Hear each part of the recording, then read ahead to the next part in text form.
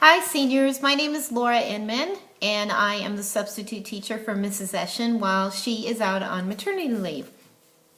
I usually make it a practice of creating a weekly video message that lets you know what you should be doing currently in the class and any announcements that I have to make. I think it's a lot more fun to watch a video rather than just read yet another K-mail.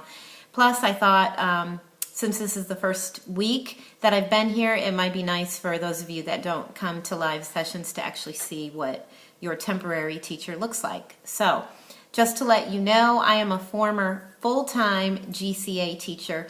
The last 2 years I was an English teacher. I was the head of the English department for Georgia Cyber Academy, but I moved to Texas this summer because of my husband's job, and the requirement is you must live in the state to be a full-time teacher. But I can be a temporary teacher, I can be a substitute teacher, so here I am.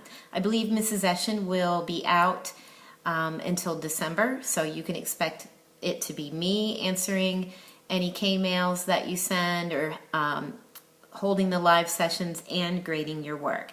So as far as contacting me with any issues that you have, you just do K-mail Mrs. Eshin like normal. I'm logging in as her and I see those emails, okay? Don't search Mrs. Inman in K-mail because I won't get those. I think you can find me in there. I still come up, but I don't have access to that account anymore. So don't do that. You can also call me or text me. The number is 678-860-5235.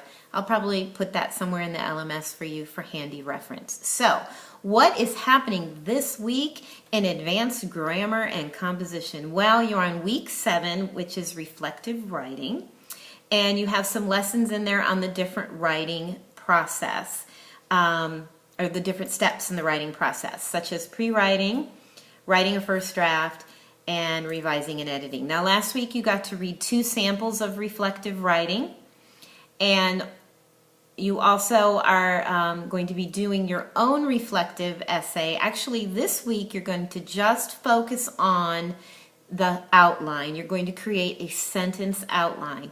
Now, you have 2 topics to choose from, and those topics are both listed in that weekly course announcement, and they relate to the 2 essays that you read last week.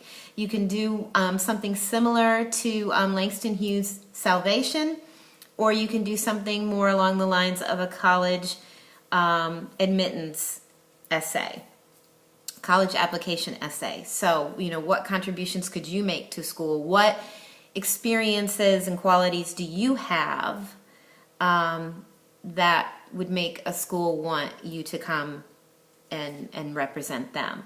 So, and then Langston Hughes' Salvation was a reflection about an event in his life and kind of what he learned from that. In some ways, I think that might be easier because an easier topic, we can all think about experiences, events that have occurred in our life, or people that we've met that have taught us something. So that might be easier. However, I imagine most of you have made it this far in high school. You plan to go to college, so you're probably working on some of those essays right now. So as a matter of fact, if you've got one you're working on for an application, let's use that. It probably is reflective in nature, and then you'll get some feedback from me. So that's what we're doing. Now, tomorrow I'm going to hold a live session at 10 o'clock, and I'm going to talk a little bit more about how to create that sentence outline. We're going to look at another essay and kind of break it down, and we're going to go backwards. We're going to start with the full essay and then show how we would maybe take that essay and make the sentence outline. I'm going to go over the rubric for the outline, what exactly I'll be looking for as I begin to grade those when they come in. So that's all I have for you this week. As always, keep up with your Study Island lessons that are in there. There aren't any specifically listed for this week, but I think in week 6 you had impact and tone, and you also had an extra credit on the different, let me see, reflective essay elements. I think plot, character, and maybe setting. Reflective essay is kind of like writing a story a little bit. You're going to put in some sensory details and dialogue and things like that. It's how you make it a top-notch essay. So, hope to see you in class tomorrow, and I look forward to being your teacher for the next couple months.